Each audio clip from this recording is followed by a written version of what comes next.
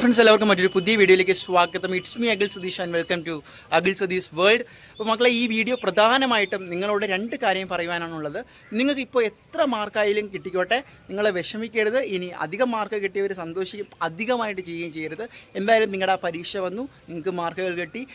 നിങ്ങൾക്ക് എന്ത് തന്നെ ആയാലും, ഇനി മാർക്കുകൾ എങ്ങനെ തന്നെ ആയാലും നിങ്ങൾക്ക് ഓപ്ഷൻസ് ഉണ്ട്. അത് പല രീതിയിൽ, അത് തോറ്റുപോയവർക്കാണെങ്കിൽ എക്സാം ഉണ്ട്, മാർക്ക് കുറഞ്ഞവർക്കാണെങ്കിൽ റീവാല്യുവേഷൻ ഉണ്ട്.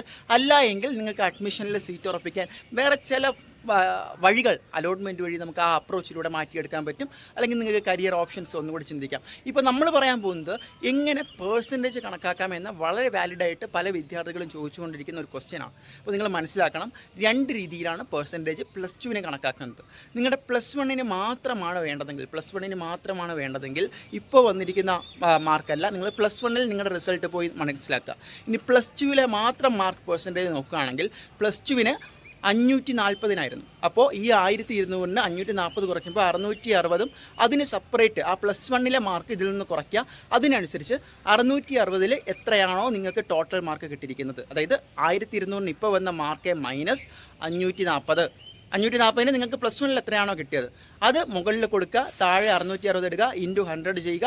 നിങ്ങൾക്ക് പ്ലസ് ടുവിലെ വിജയശതമാനം കിട്ടും.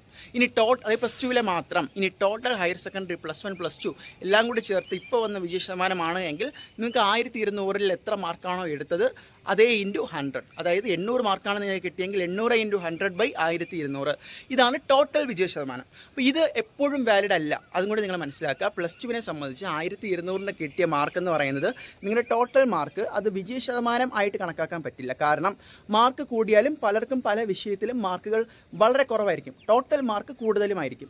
ഒരു വ്യക്തി തന്നെ ബാക്കി 5 വിഷയങ്ങളിൽ കോൺസെൻട്രേറ്റ് ചെയ്ത് A+ കിട്ടി, വേറൊരു വിഷയത്തിൽ തോറ്റാലും നിങ്ങൾക്ക് ടോട്ടൽ മാർക്ക് കൂടുതലായിരിക്കും. അങ്ങനെ ഉണ്ടെങ്കിൽ ജസ്റ്റ് ഒന്ന് കമൻറ്റ് ചെയ്തേക്കാം. അപ്പോൾ വേറൊരു കാര്യം പേഴ്സൻറ്റേജ് നോക്കുന്നതെന്ന് വെച്ചാൽ ഓരോ വിഷയങ്ങൾക്കും ഇൻഡിവിജ്വലായിട്ടാണ്. ഇൻഡിവിജ്വലായിട്ടെന്ന് പറയുമ്പോൾ ഓരോ വിഷയങ്ങളും 200 മാർക്കിനാണ്. ആ 200 മാർക്കിന് എത്രയാണോ കിട്ടിയത് അത് ആ കിട്ടിയ മാർക്ക് ന്യൂമറേറ്ററായിട്ട് മുകളിൽ കൊടുക്കുക, 200 താഴെ എഴുതുക, ഇൻറ്റു 100 അതിൻ്റെ പേഴ്സൻറ്റേജ് കണക്കാക്കുക.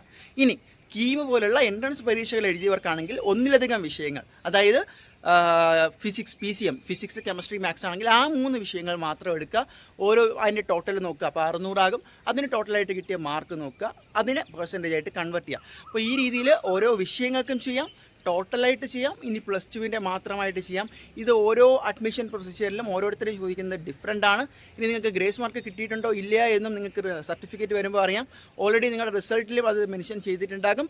കാത്തിരിക്കാം ഏറ്റവും പുതിയ വാർത്തകൾക്കും വീഡിയോകൾക്കും ഞങ്ങളോടൊപ്പം തുടരുക.